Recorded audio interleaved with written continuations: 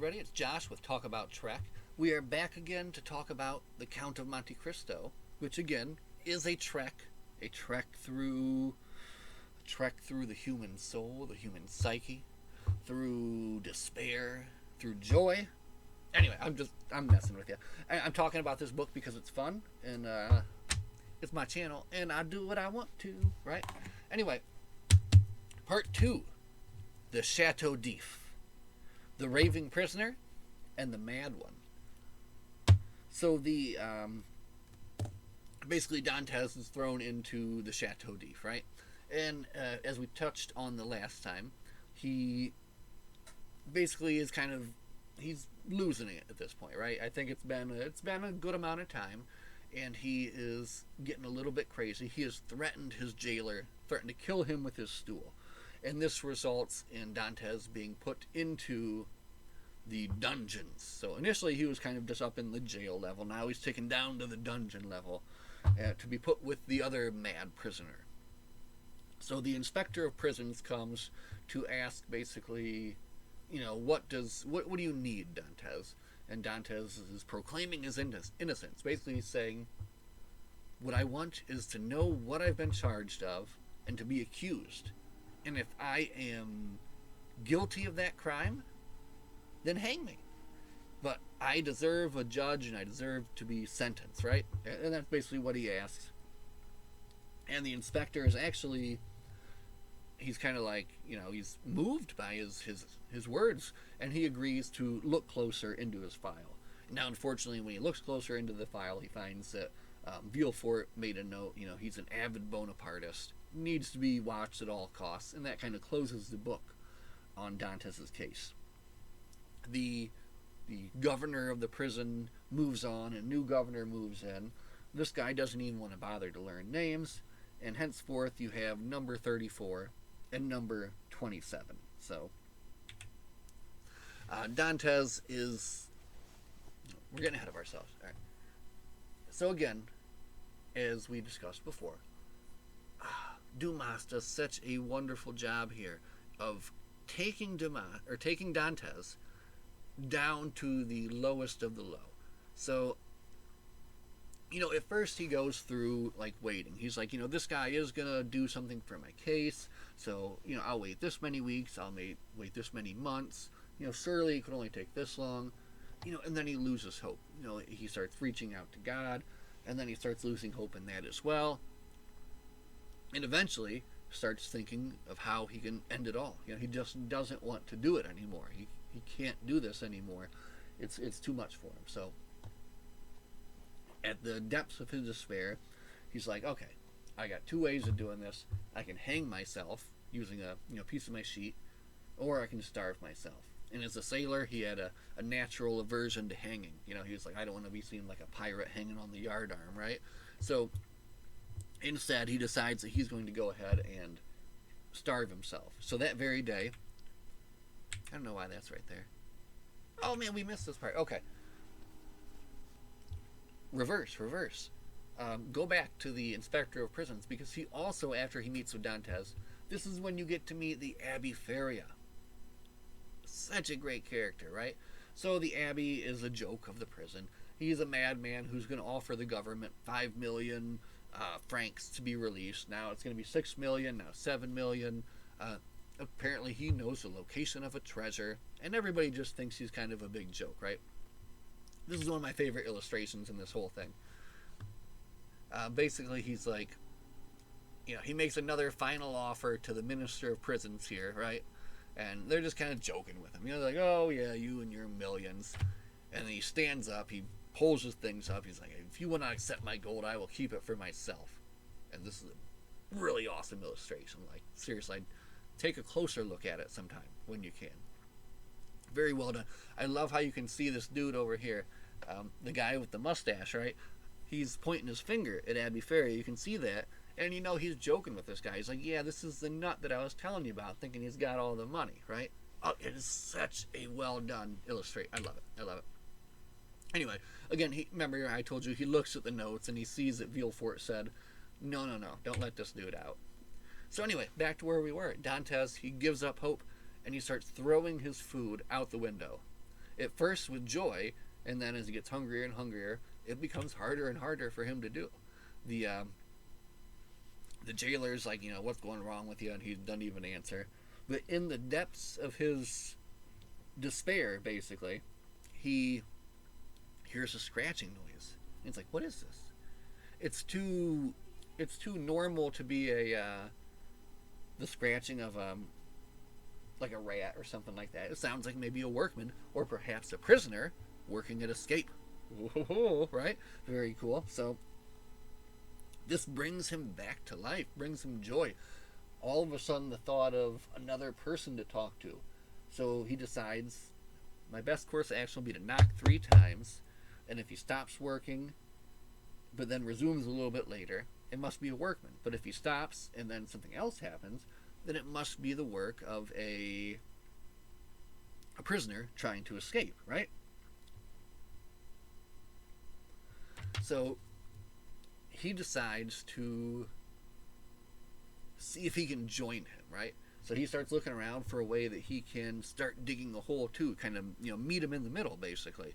He has nothing to work with, so he tries first to break his earthenware pitcher, as you can see in the illustration there, and that doesn't work. He's not able to really get against the mortar, right? So he comes up with this plan to break his plate so that the jailer has to leave him his pot.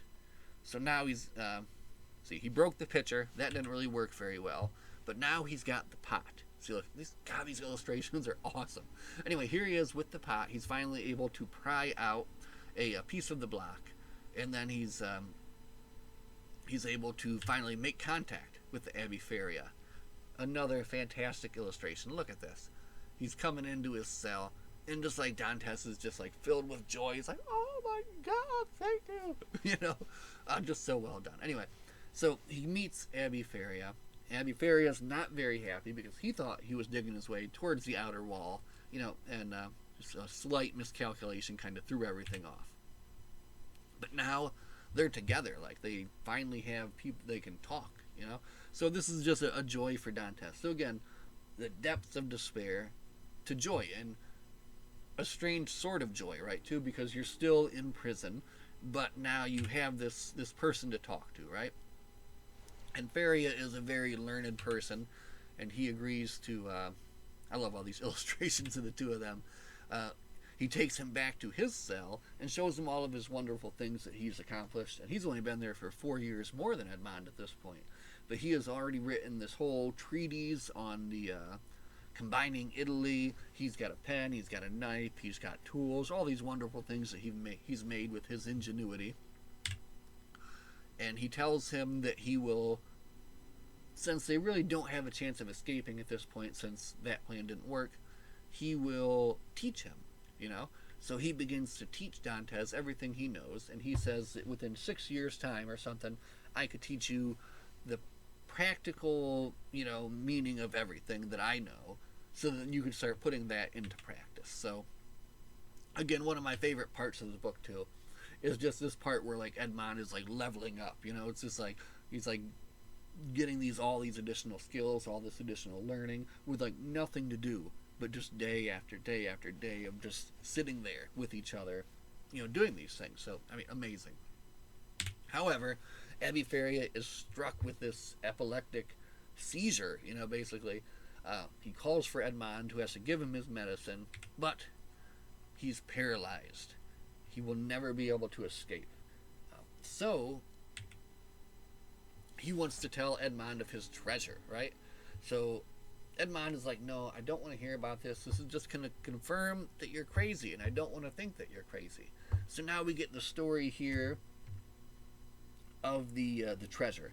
And basically this Marco Spada, this famously wealthy Italian, had a famously wealthy family back in the day or whatever, and Abbey Feria was the tutor to like one of his nephews, right? So when the Spada was killed by the Pope, he before he was killed by the Pope, he hid all of his treasure away, and then he wrote like a secret letter to his nephew that kind of got lost to time, and then eventually was found by the Abbey, right? So he knows about this secret treasure, and he wants to tell Edmond about this so that he can take advantage of this and do what he could not do when he's free, right? So eventually Abby Faria suffers his final attack, dies, and Edmond is again struck with despair, and then also struck with an idea.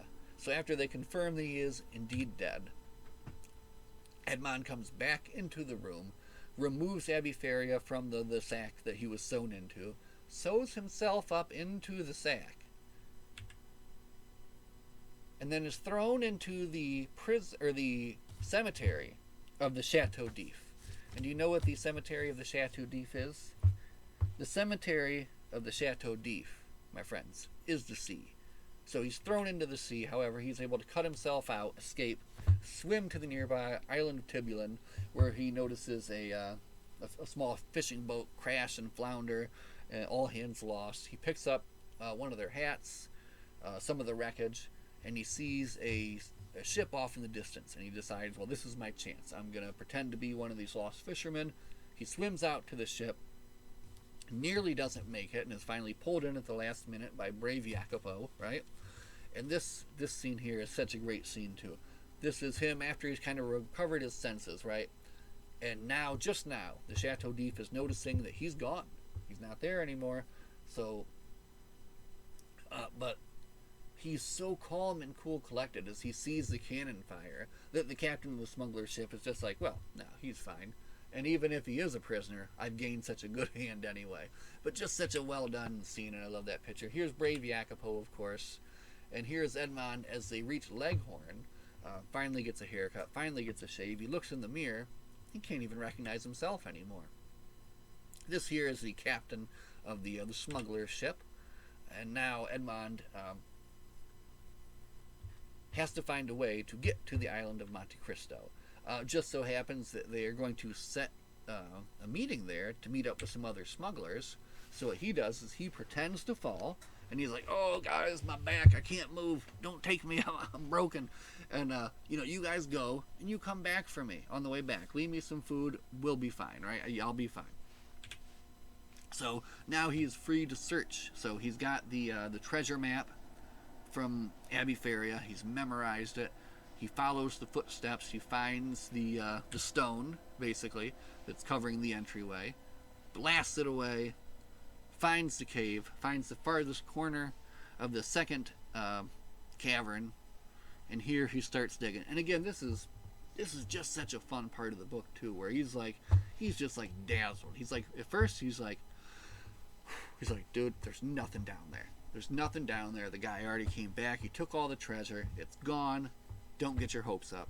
Just go down there and look. So he goes down there and look, and it's still like he hits the metal against metal, so he knows he's hit something, and he's like, oh, yeah, it's so good. You can just feel it, basically, right?